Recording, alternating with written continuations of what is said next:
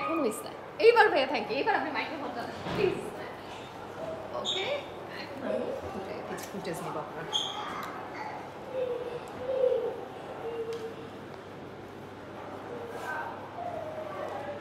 আসসালামু আলাইকুম এনটিভি পরিবারের পক্ষ থেকে শুভেচ্ছা জানাচ্ছি আজকে মানিকগঞ্জ জেলা সমিতি ইউকের পক্ষ থেকে আপনি যে ইফতার আয়োজন করেছেন তো আগামী দিনে মানিকগঞ্জবাসীর জন্য আপনার মেসেজটি কী হবে? আসসালামু আলাইকুম। আমি প্রথমে ধন্যবাদ জানাচ্ছি মহান আল্লাহ তাআলার দরবারে, যিনি আমাদেরকে রোজা রাখার তৌফিক দান করেছেন।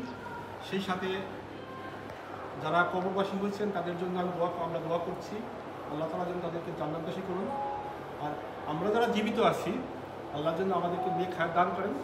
এবং ইন ফিউচারে আমরা মানিকগঞ্জ জেলা সমিতির পক্ষ থেকে যে প্রতি বছরে ঈদ এবং ইফতার পার্টি করে থাকি, এটা আসলে আপনাদের সকলের সার্বিক সহযোগিতা এবং সকলের অপ্রাণ চেষ্টার মাধ্যমে আমরা খুব সুন্দর চেষ্টা করি তাদের একটা সুন্দর একটা প্রোগ্রাম করার জন্য।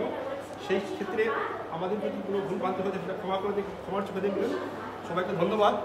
আবারও মানিকগঞ্জ জেলা সমিতির পক্ষ থেকে সবাইকে রমজান মোবারক।